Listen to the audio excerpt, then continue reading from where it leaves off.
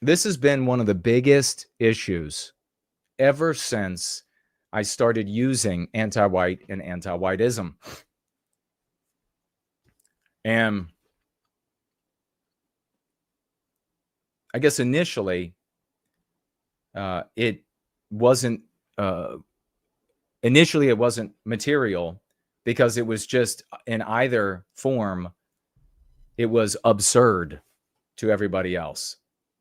It was a dumb thing to do. And for various reasons I discuss in my books from over the years. But as we marched on over the years, it has been one of the consistent issues when it came to the spelling of anti-white and anti-whiteism.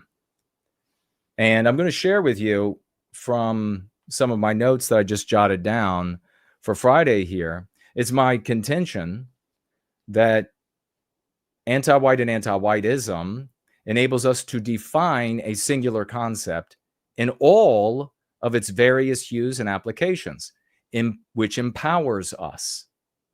Anti-hyphen white, anti-hyphen whiteism disempowers us because the two concepts are defined by the audience.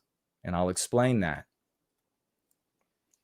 And who is this audience? Who are we being empowered or disempowered relative to? That's relevant in this conversation. And it is the millions of our white brothers and sisters around the world that are redeemable, that are not part of the unredeemable, because there are plenty of those for genetics, for rearing, for exposure to anti-whiteism, whatever it is, a combination of all of them. There are some of them that are unredeemable. Nothing can help them. So our audience are the millions of white brothers and sisters who are redeemable. Those we can bring over to various degrees, to the use of the concepts, maybe even to totally going free, to become an exponent and to help us diffuse the concepts into the world. Orally versus written. Orally, of course, they sound the same. Written is where the power is. It is from the written word in these cases that we either derive power or divest ourselves of power. As I said, I'll explain that.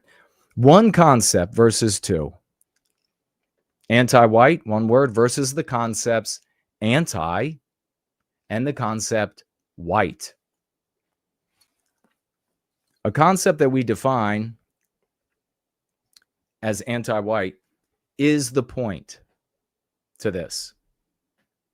If we have a single concept, anti-whiteism, anti-white, when people read that, when they see that in blogs, in tweets, in books, etc., when they see that,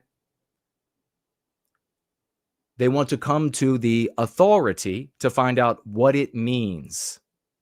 That is the natural consequence. And I'm not the only person that has concluded this over time. In fact, we're going to find out shortly what 10 years ago or so, or more, maybe it is now, another group of people came to the same conclusion. But even before that, and was part of my thinking, the medical community, for example. So we get to define as the singular concept, anti-white and anti-whiteism, in all of its hues. Everything that can be anti-white, everything that can victimize us, every type of harm, thought that could be harmful, opinion that could be harmful, action that can be harmful, we get to decide and imbue it with its meaning. When it comes to anti-hyphen white, and the same with anti-whiteism, you have to ask this question. Who defines this concept, these concepts? Your audience.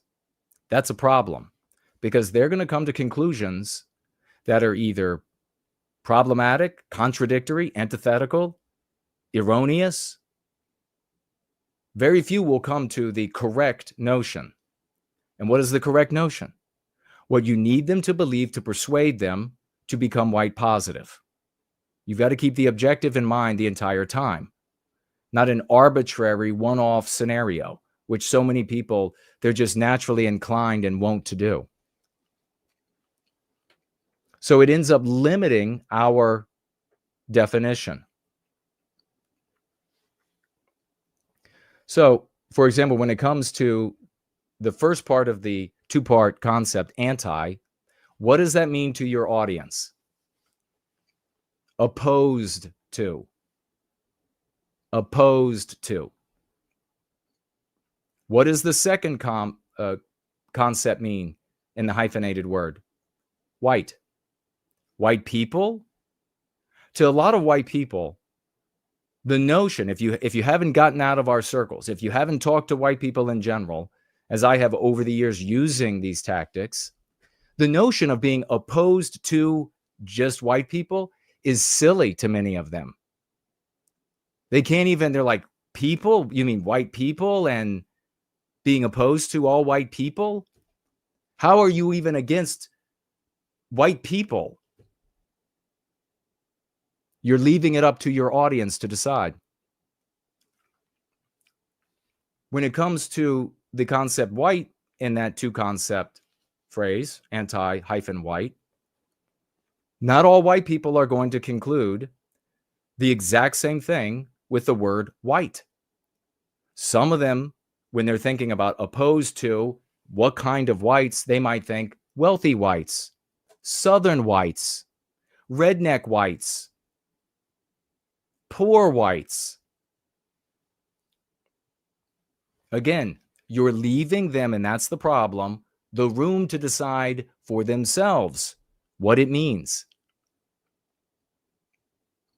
They end up defining, and this is the biggest problem, the concept of anti-white, when it is two concepts, when it is anti and white, far too narrowly. And then what do you have to do? You have to argue with them about it means more than that, or it doesn't mean that. It means much more of this. We don't have time for that. We need to be persuading them. Some white people will fight you to the death over their definition of white for white people. Does it include Southern Europeans? Does it include Eastern Europeans? Does it include Russians? Does it include on and on and on? You don't have time for these debates. Those debates are a waste of time. Think for a moment about the word antibiotic. That's a single concept. It's not anti-biotic. Why isn't it anti-biotic? Why is it a single concept? Because as a single concept, the medical community is the authority on what it means, what those things do for you. Do you know what biotic means? It means a living organism. Imagine a white population, as we have one today when it comes to the word white, with a pretty solid understanding in their own minds of what they think white is, which, as I say, is going to be too narrow and problematic, antithetical, etc. Imagine a white population that understands biotic to be living organism. And then you're going to try to get them to take pills that are anti-living organisms. How many people are going to buy into that? Is that going to be problematic? Are you going to then have to have a conversation with them, an argument with them about what it really means? It doesn't mean all living organisms that it's anti to. Antibiotic is one word to empower the authorities on that word. Anti-white, anti-whiteism also implies that there is such a thing as whiteism. We are not for whiteism. The fact also that there is no such thing as whiteism allows the audience, the people we have to persuade, to speculate about what it might be.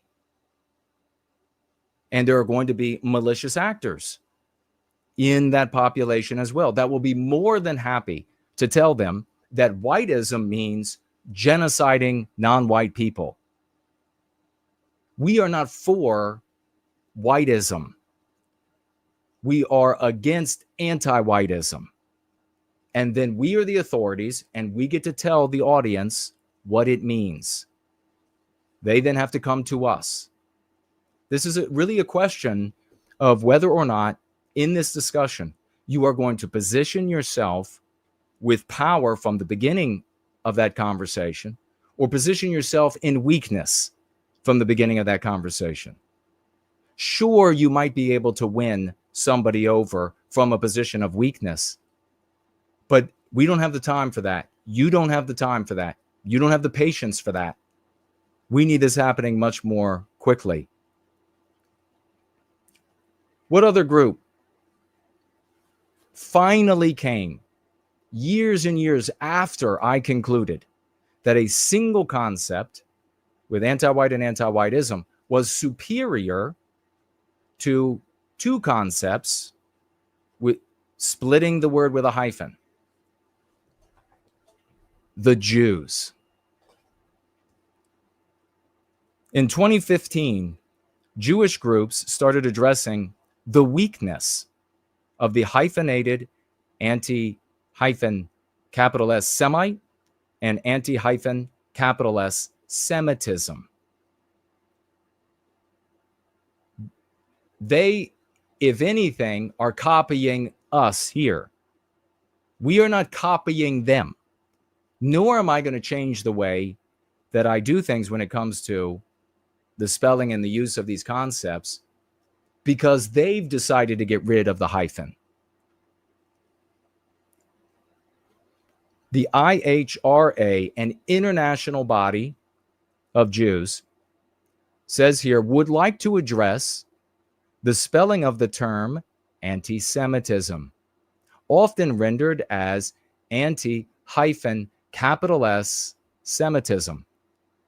The IHR's concern is that the hyphenated spelling allows for the possibility of something called Semitism.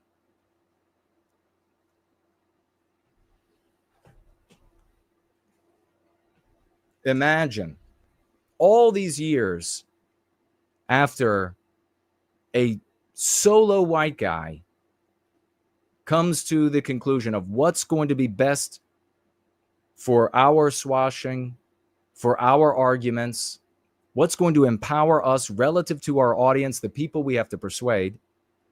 And the smartest of Jews that Jewish money can buy on planet Earth, international groups, decide years later, just as I decided that there's something, it implies that there's something called whiteism, this international Jewish body, and others, by the way, including the ADL, come to the conclusion that, whoa, it suggests that there's something called Semitism. Now, why is that important to the Jews? Why? Because if there's something called Semitism, then the audience will get to decide what it is. And the Jews are smart enough, at least these Jews, to not put that power in their hands. They don't want the audience confusing the point they're trying to make with the concept anti-Semitism. No hyphen, no capital S. They want to be the sole arbiters of what that means, the authorities to which you have to go to find out the definition. Several major news organizations, including the Associated Press, the New York Times, and the Canadian Press, all at this time, when these international Jewish bodies came to this conclusion, have changed their spelling to comport with the new spelling for anti-Semite, anti-Semitism. The ADL, same time frame, has adopted the spelling of anti-Semitism, no hyphen, no capital S, instead of anti-hyphen Semitism with a capital S, after reviewing the history and consulting with other leading experts. We've determined that this is the best way to refer to the hatred directed at Jews. What's a great example with our brothers and sisters that they would push back against if they read anti-white with a hyphen versus without a hyphen?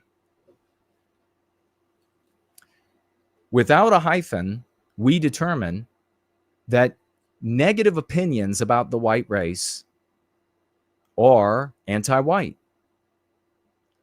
But much or some percentage of our audience are going to conclude, if the hyphen is there and they get to decide what anti and white means to them, that having negative opinions, erroneous opinions about whites is not being anti-white people. In the exact same way that you can have negative opinions about mosquitoes, but you're not anti-mosquito. You're not actively out harming mosquitoes or trying to rid the earth of mosquitoes. You just have a negative opinion of them. That's a great example of how, if you put the definition in the hands of the audience rather than in the hands of the authority, the audience that we need to persuade can become problematic.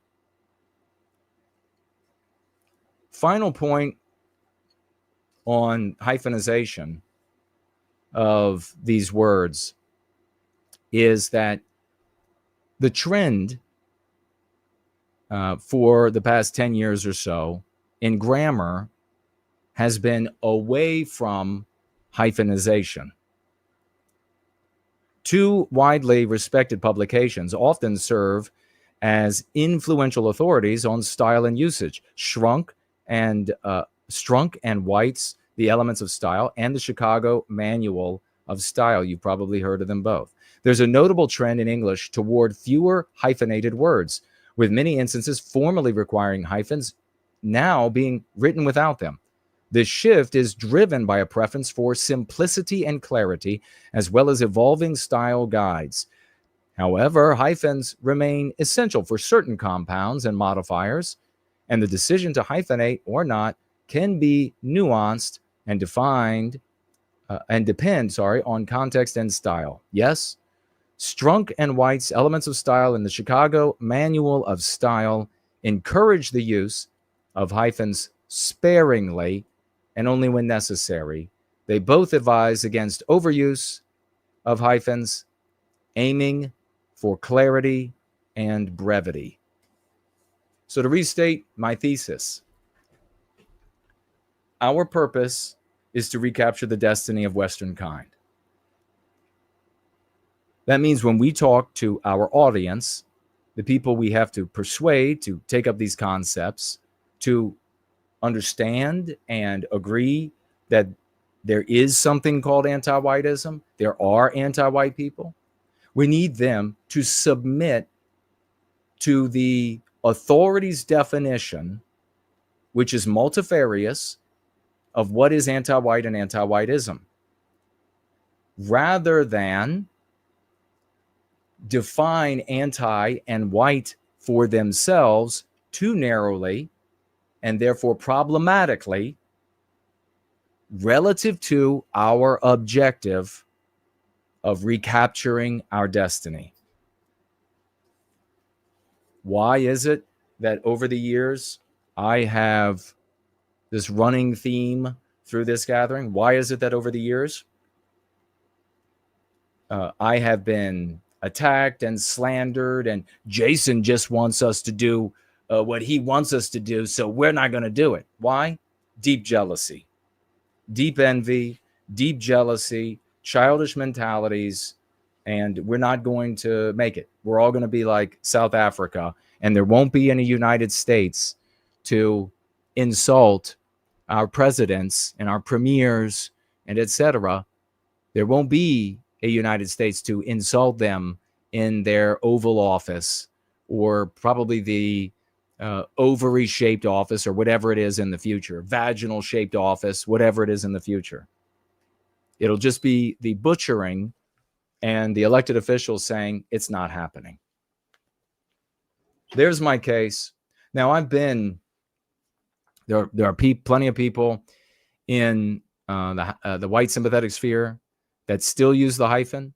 It's they're comfortable for them to use the hyphen, and I'm more focused on getting as many of us as possible to reach as many of our redeemable brothers and sisters as we can. So that's one of the areas that I am not as strict on, but I'm making my case here today for why you should use it as a single concept. Anti-white, no capital W, anti-white and no hyphen, anti-whiteism, no capital W, no hyphen. We are the arbiters of what it means. We are the authorities, and they have to come to us for that definition. When you read, think about yourself. When you read something, if any leeway is given to you to interpret, for example, instruction manuals, there are whole schools of thought, and in fact, at university, classes to teach people who are going to write instruction manuals. In fact, just in like classical English literature, there's a portion of the study that talks about manual writing. And you discover that it's a really challenging thing to write a manual, instruction manual, so that you are not leaving room for the audience to interpret. Because the moment they begin interpreting, the moment you have read instructions and begin interpreting, everything starts getting hard. Everything gets hard to put together. The reason for that is you are allowed to think about and come to your own conclusions about what they mean here, what they mean there.